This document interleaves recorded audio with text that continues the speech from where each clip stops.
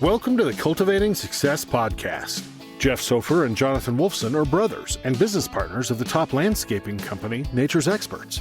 Nature's Experts is home to 6 companies that cater to all your outdoor needs. To learn more about Jeff and Jonathan, simply visit us at www.naturesexperts.com. On the podcast, Jeff and Jonathan bring together other business owners and entrepreneurs to share with you how they developed a prosperous company and how you can too. You will gain insights and meaningful advice on creating the building blocks to success and longevity in the entrepreneurial realm. And now, here are your hosts, Jeff Sophir and Jonathan Wolfson. Annette, welcome to the Cultivating Success podcast. We're excited to have you here today. And I think that your story is really, we were getting into it right before the show started. I think your story is very interesting. And I think that, the show here is always driven towards providing the most amount of value to our listeners. I'm considered one of them. I'm constantly somebody who's wanting to learn and do better. And at this show, we'd like to really kind of dive into specifics of how people can really help each other, because, that is really how we all build each other up, is we really help each other in different forms, function, things that we're not good at, that you can rely on other people in the industry. Agreed, 100%. Thank you for joining us. If you would, tell us a little bit about yourself. Thank you for having me. My name is Annette Gallagher. I am the founder of Red Tornado Communication, obviously tied to this, to the hair. Tied? Does that mean you can't change the hair color now? Oh, I can change it, but people have called me a Red Tornado for a very long time, so I'm gonna stick with it. It's working. So I am a professional writer and communicator. I have worked for online businesses, brick and mortar businesses, any kind of writing you can think of. And I also actually teach writing for public relations at the University of Miami, which is my alma mater. Very cool. Very cool. Very cool. So we were talking that, you really got into this. You've been a professional writer for a long time now, but you've really gotten into freelancing because professional writing really wasn't your full-time career. So honestly, I think starting from there and how you went from working in the property management industry and then segueing into being a freelancing writer, doing strategic communications, I think is where we should start actually with our listeners. Okay. Well, I actually was doing marketing at First Service Residential. So I was doing some writing, but I was doing a lot more project management, a lot more planning. I was sort of the traffic director, as opposed to getting to do a lot of creative. And then, as so many folks, has happened to so many people, I got laid off during the pandemic. We went fully remote in March of 2020. And in June of 2020, some hard decisions had to be made. And I was laid off as part of that. Obviously, HOAs were concerned about not being able to get fees from their membership because of so many folks being out of work. And so they weren't willing to take on a new property management contract, which meant the need for marketing dramatically lessened during that time frame. So because it wasn't my fault, it wasn't anything I did, I had no problem throwing it out there to the world that, hey, I just lost my job. If anybody has any freelance work, send it my way. I had a contract by 5 p.m. I got laid off at 10:30 in the morning and I had a contract by 5 p.m. People are looking for solutions, I think, at every corner. Yes. And, people in general too, especially when you don't know what to do, people are almost looking for a lifesaver. You know what I mean? Like you throwing out there what you're good at, there's someone else looking for what you have to offer. I had a good friend tell me, do you understand how many people have been waiting for you to quit working full time so we could hire you? Which was, obviously very, very sweet. I'm sure that was not exactly forefront for most people, but I thought that was very kind of her to say. She actually hired me as well. But I think anyone who's not a writer, though, if you've been in business and you're not a writer, you can appreciate it's really a skill. It is. Not everyone does. And I'm not particularly a writer. I'm very creative thinking. Okay. And I can definitely give lots of ideas and suggestions, but how you piece it actually all together and how you simplify or make it more complex, it really is an art that you really have to have somebody to really help assist you with it. Yeah, no, I agree. And I love what you said earlier about the community support. That's how we all grow, is when we support each other. And I am in the incredibly fortunate circumstance that I have not spent a dime other than paying a friend $500 to design a simple 3-page website for me. I have not spent a dime to market myself. All of my work has come from former colleagues, from members of my alumni network, and friends. That's amazing. People that I've worked with who've gone on to one job and they say, oh, come work with me over here. Then they go to another job and they take me to that one too. So it's a testament to where people should start. Your inner circle sometimes can be larger than you think, because the goal is to create raving fans about you. So if you have your own inner circle already, they should already know what you're capable of. I agree. And too many people, I think, are afraid to be vulnerable. Like I said, I had no shame. I was like as I'm doing my exit interview with HR, I'm typing for Facebook, hey, y'all, this just happened. I need you. You're an extrovert and you're someone who's a communicator. So for somebody like you, it comes very easy to just be like, listen, this is what I'm about. This is what I'm looking for. This is a unique time particularly. And you're someone who obviously knows how to connect with people, which is really a skill that I think, not everyone exactly has, how to have that human touch. But that's what a good writer does. They're able to use actual words to convey actual emotions. Not everyone can put those things together. I think you hit that exactly right. And I agree with everything you just said. I think that, if more people felt secure enough to be a little bit vulnerable and say, hey, I'm starting a business doing this, and I'm letting you all know.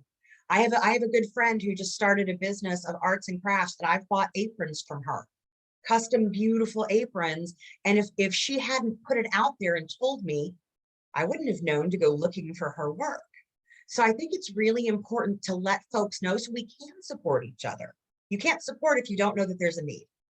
I completely agree. I feel like the embarrassing part, is the people that don't actually commit to doing it.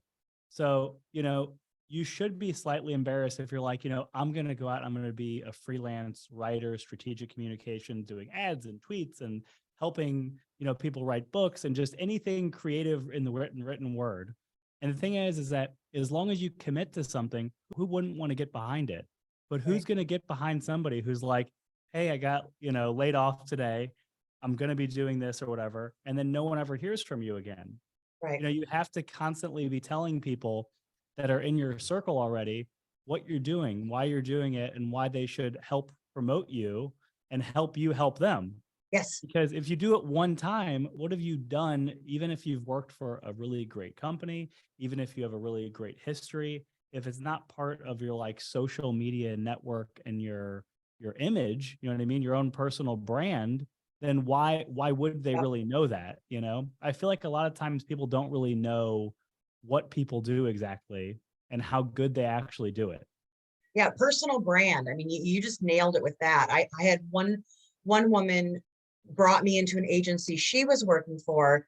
This was a woman I'd never met, but we'd been Facebook friends for 5 or 6 years. And she said, I've never seen any of your professional work, but I see how you communicate online. And that's enough for me. Exactly. That's my point, though. Yeah. When you actually present yourself, even if you're a bad communicator, right? But your business is something else where it isn't in the communication industry, actually trying and then actually getting better is the proof that people need. Agreed. You know what I mean? Because not a lot of times your service is social media. So you're not expected to be amazing. You know what I mean? Right. The expectation isn't for you to be like, oh my God, these posts are beautiful. The words are fantastic. That's not what you do. You know what I mean? Yes. And that's when you need me. Exactly. Because then you get the fantastic words and doing whatever you're already amazing at. Absolutely. I literally couldn't agree more. So I was thinking, we were talking here, and, I think that a lot of times people have a difficult time trying to simplify what they do and how they present it to the market. And I thought something that would be interesting on the podcast is right here, right now, we can go through our business, the one that Jeff and I have, and our business is slightly complex. Yeah. In the sense of we have all different customers, we have all different types, and we have all different areas. So I would like to get your opinion. And I feel like this would actually be helpful for the listeners to kind of understand how someone like you really can help somebody, Okay. because an actual explanation, an actual reason in real life is really like, understanding what the process is like, because some people haven't actually committed to be like, oh, I can't afford to have a writer. I can't afford to do this, or they just don't know where to start, or they don't think that there's any value in it. I've done stuff like this before. I know the value in what you actually have to offer. And it's about having the right people do the right things to help you. You can keep working on the things that you're really good at. Yes. So to go through the Nature's Experts brand of companies. So Nature's Experts is our overarching brand for all of our companies. Okay. We have different divisions that service different customers. So we have Coastal Gardens that operates specifically only on Palm Beach Island and does ultra high-end residential. And that specifically works only in that one market. And then we have Diaz Brothers Landscaping Professionals, and they also do high-end residential, condo, HOA, and some commercial properties. I think I've seen your trucks. I don't know how you couldn't, honestly. Once I go through all of them, we have probably 70 or 80 vehicles on the road. Yeah, I'm pretty sure. And I live in Pembroke Pines, so, the suburbs. All over, yeah. So, and Diaz Brothers, we're looking to grow in all facets. So it's not just the residential, it's not the commercial, it's not the HOA, it's in all facets. And Sherlock Tree Company is our tree company. Our tree company has been around. We purchased it actually in 2013. In 2013, it was one bucket truck, 2 dump trucks. That was it. It was not doing a lot. It was only doing $400,000 in business. And now we have 20 trucks that are on the road right now that are working full time. So we have really grown our tree division significantly. And then we also do pest control, maximum pest and fertilization. And we do residential, commercial fertilization, pest control, inside, outside. And our last company is Threckle Botanicals, which does interior plantscaping, which is pots, orchids, fresh flowers, hotels, malls, shopping centers. And we do holiday decorating and lighting. So we have branded. It is a lot, right? It's a consortium of companies that are all niche driven to really be able to help specific customers with specific solutions without having to sub, without having to have, levels of management that aren't professionals in the industry. Because you can't be a landscaping professional and a tree expert at the same time. You can't be a certified pest control operator and really know pests every single day. And then also, moonlight doing something else. You know what I mean? Like these are full-time businesses. So we have branded ourselves really as the complete land and scape team. And, it's always been difficult for me to really kind of pin down, it's exciting to go through the story because it's so unique and to go over all the different brands, but I've never really been able to hone in on, how do you really simplify what we do? Because a lot of times we want to maneuver our positioning of the company to show what we can offer. Say, you're on the board and we're doing tree trimming. So, hi, I'm Jonathan. I'm here from Sherlock Tree Company. And, how can, we help you here? But we also do all these other services. And that is what I would like to see from you, how strategically we really should be trying to frame, our companies of what we can offer, but without making it confusing to people, but adding excitement to where they can kind of be directed to our website. They can see all the different information. They can either choose to take bits and pieces of what they want to do. So I love to. Okay, well, this is the kind of thing I would normally dive into for a good week before even beginning to. Of course. So, listen, I don't think there's a unilateral easy answer for this. No, there isn't. There isn't. So for one thing, as you're talking, all that kept going through my mind was grow together, growing together. Okay. And that would be a way to connect the concept, Nature's Experts growing together. It's not only your plants, your trees, whatever that's growing, it's that you're growing the companies together. The companies can serve together at the same time that you are growing together with the South Florida community. So it's sort of really good. Listen, I've been working this for a long time now. So I'll send you a bill later. You're I'll send you a bill later. No, you're getting the wheels turning. So keep going. This is good. Okay, so you've got, the 5 or 6 companies that are all hopefully growing together. You've got plants and trees that are all growing together. You've got your major brand that is growing together as the South Florida community is expanding and growing. So when you've already made an emphasis just talking on this podcast about the importance of community. So right there, the together seems to be intrinsic to you. So I would think, like, to borrow from Simon Sinek talking about your why, that growing together distillates everything you do. I'm definitely seeing a place for this. So like, to me, I'm thinking, all right, so I'm in this and I know specifically the situations.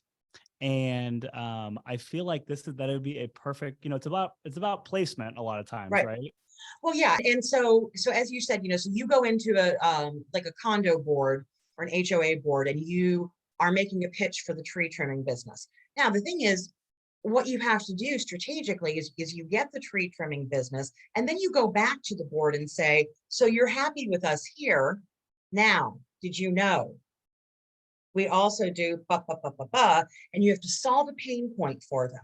So if their pain point is that they're already hiring 5 or 6 different companies to do these things, because as you said, you're hitting the nail right on the head. You can't be a licensed pest control operator as well as a tree trimmer. So if they're already paying 5 or 6 different vendors to handle this sort of activity, then being able to funnel it all through nature's experts with one sales rep they talk to, one invoice that they get, one management system that they have to deal with, you've solved a tremendous amount of pain for a group of volunteers.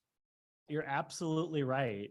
And the thing is, I'm certain with a little bit of time, I bet you can hone in on even a more simplified way to do it.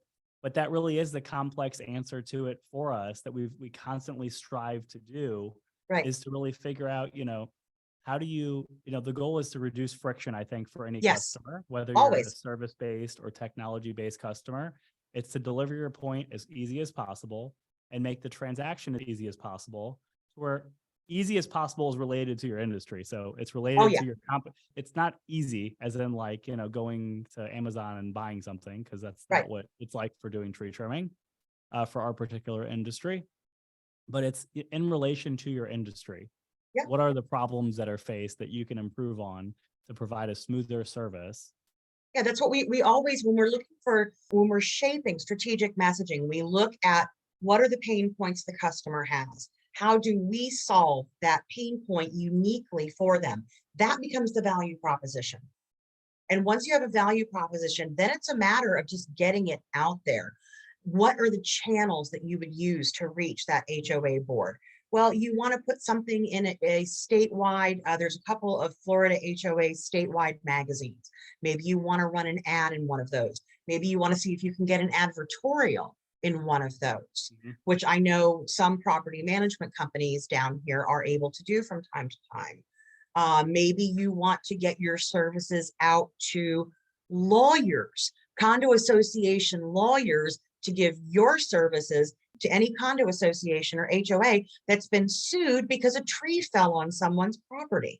Yep. I'm glad we went through this exercise because, listen, I think people are looking for quick answers, in the sense of they want to kind of cut through it. You know what I mean? Yep. So to me, if I'm, contacting you or whatever, and I'm getting this information, I feel like I am really comfortable with who I'm speaking to, because you get it quick.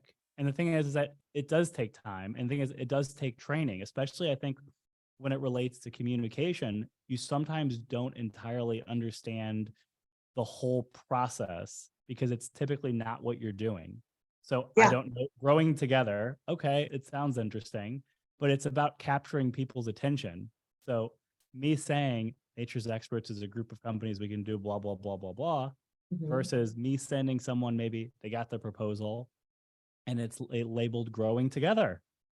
Let's grow together so we can figure out how we can solve more of your problems. Please let me know if I can schedule an appointment with any one of our experts to help you in any other service. Yep. And I think that it's really great. I really think that it's amazing that you're able to think right on your feet then, which I wanted to put you on the spot because I feel like This is exactly what people are looking for, though. They're looking for good solutions to solve their problems and really open up their mind, because the whole media, digital marketing space, particularly, Mhm. is foreign sometimes, Yeah. you know? And And it's changing every day. right. I'm learning how to use AI right now and working it into my classroom curriculum. Like, I spend part of every day, I'm learning something new about this business.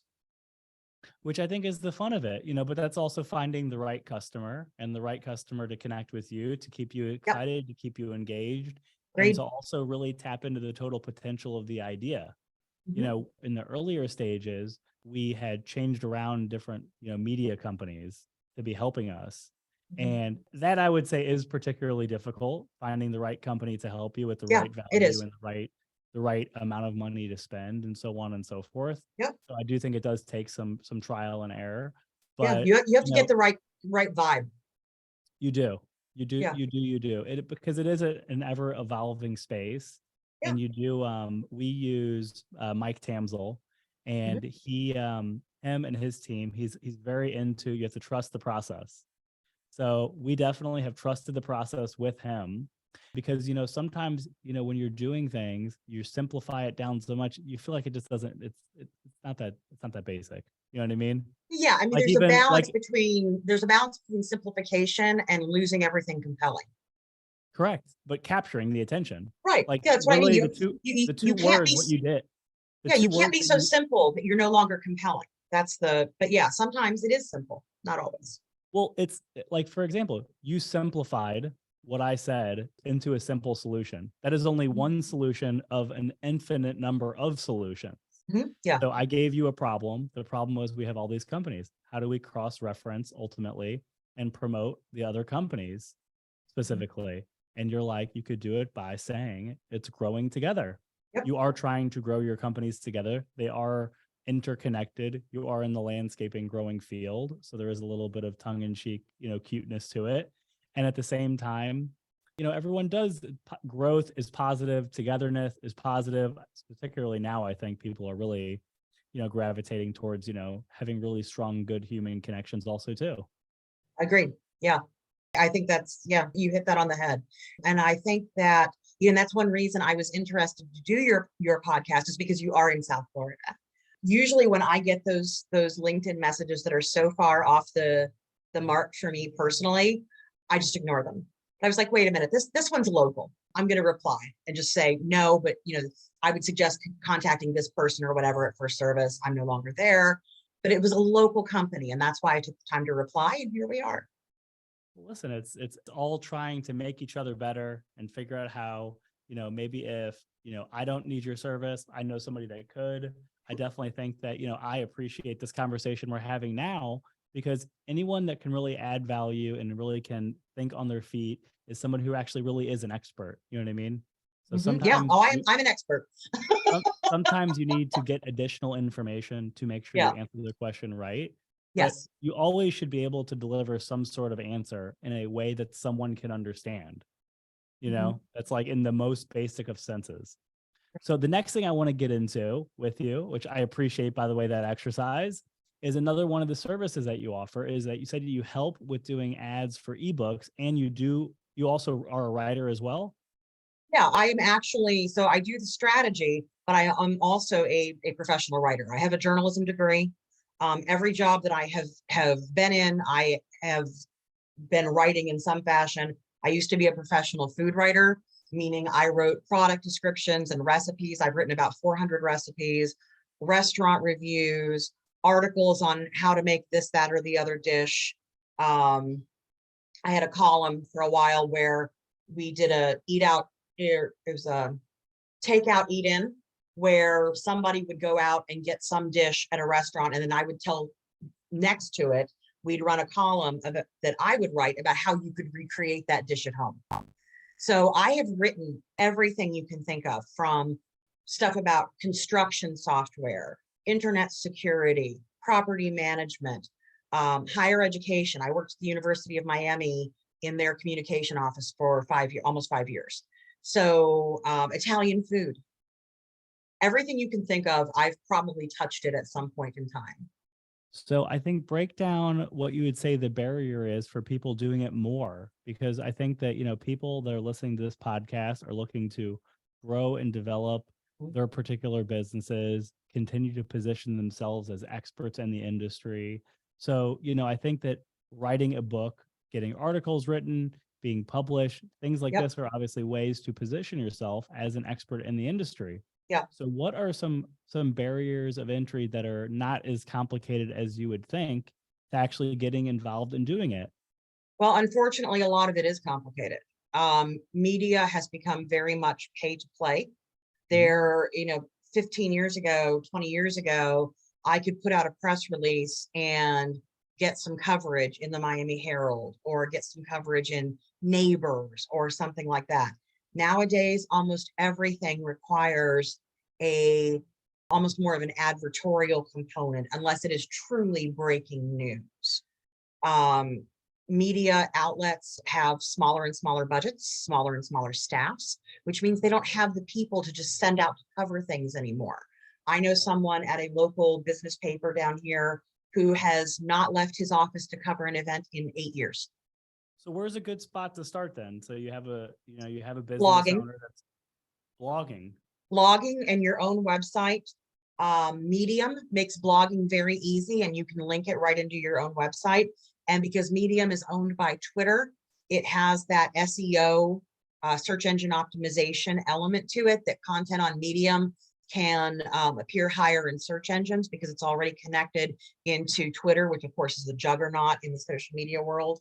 So what's the benefit of a blog exactly? So obviously I understand that, a blog obviously can position you if you do it on a regular basis, talk about something in your particular industry going on. What's really the benefit in your mind of consistently doing a blog then? Okay, so Google has just changed its search algorithm to focus on what it calls helpful content, meaning they are going to give priority to content that actually has benefit to the person who reads it. So educational content. So let's think about your tree trimming business. Is there also a tree removal component to that if your tree is dead or dying or? Yes, of course. So okay. We do residential, commercial, HOA, tree trimming, removals, plant healthcare, all of that. All right, awesome. So a blog about what to look for, looking for the signs of XYZ blight or canker or whatever other tree illness that is out there, which I know nothing about. I've heard of canker and citrus trees. That's all I got. But knowing what to look for, and so you write this beautifully educational piece, and then at the bottom, very simply, and if you see 3 of these 5 signs, it's time to give us a call. So you're educating, and that is the core of content marketing, is to educate the reader, to draw them to the conclusion that you are the right entity to serve what they need to solve their pain. According to Gartner, which is one of the big research firms for sales and marketing, even in 2011, Gartner said that people were doing 54% of their research for a purchase before they ever reached out to a salesperson. Today, that number is more like 75 to 80%. And the iPhone, launched in 2008, was the big driver of that. Because you're at Best Buy, you're at Costco, you're at wherever, you're looking at a TV, well, you can look on your iPhone and see 5 other places to buy that same TV, and how do their prices compare to the one you're staring at. Would you say that specifically right now, if you have a company, whether it's service or technology based, is to form your website, instead of it the first thing being your product or offering, for it to being how you've actually helped people through your product or offering? Is that more of the focal point you think right now? Yes, you want your homepage to be some basic information about the company, and then you want to have that blog, that content linked right there on the front page with its own nice layer. A lot of websites are built like layer cakes, right? So you want one of those top layers of your cake, of your homepage, to be your blog, to be content articles where people can immediately see your value. That's really, really, really great advice that is applicable. I think that it's really value driven, because I think that, I think this is just my opinion at least, the reviews are not actually what's really important now. You know what I mean? No. It's really word of mouth is, of course, I think number one. Yep. And if you get a bad word of mouth, you really don't have anything. But I think everyone Right. kind of realizes now people who make reviews usually are the ones that are. It's too easy to game that. And Yelp, when Yelp started blackmailing businesses, either you pay to advertise or we will get bad reviews about your company put on Yelp. When Yelp did that about 10 years ago, they destroyed any credibility for the online review. I completely agree, but I love the idea of really framing it's really your passion to educate and add value at no charge, right? To make that the forefront of how you actually help your customers make long-term solutions. Yes, that's exactly right. That is you really educate. Great. Yeah, you educate and you draw them to the conclusion that, oh, wow, they gave me all this information. They know what they're talking about. Like, I want this guy, not the one whose landscaping website is just like a business card with a list of prices. You're not showing me you know anything.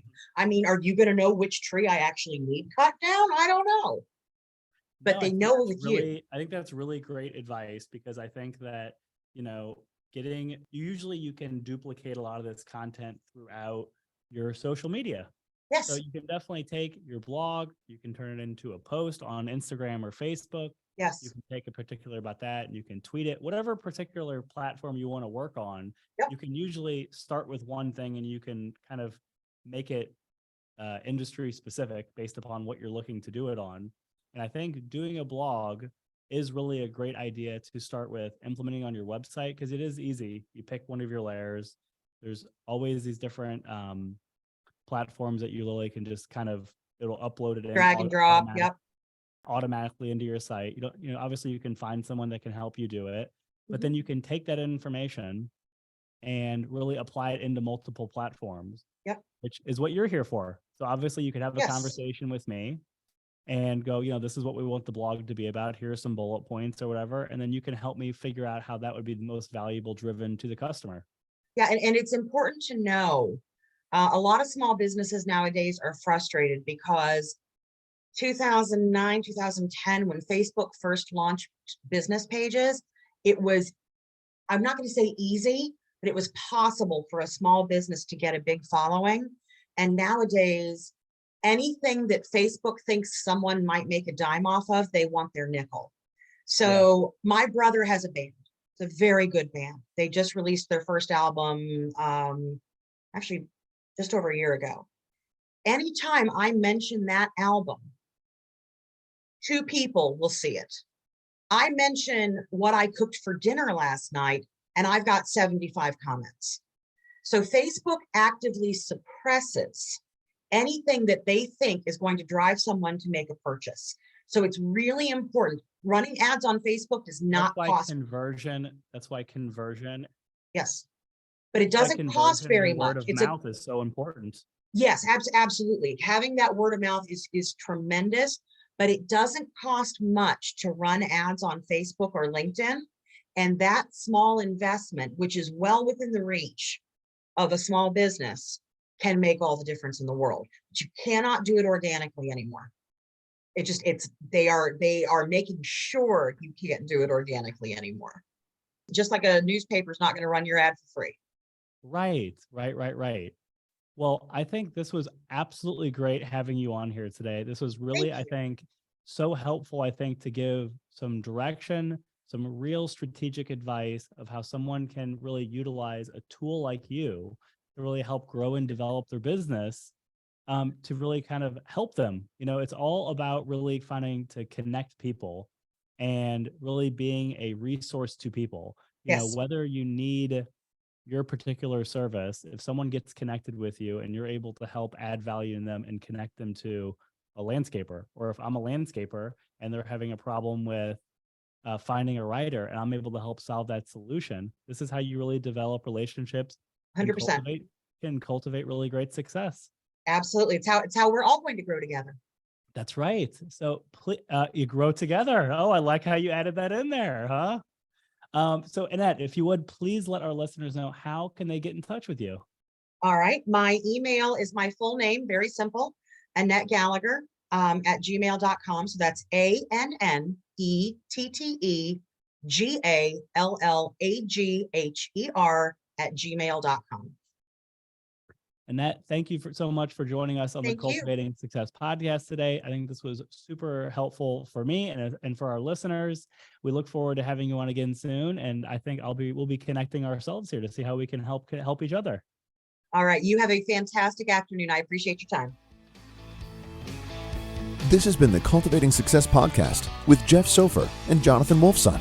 To learn more about Jeff and Jonathan and their businesses, visit www.naturesexperts.com.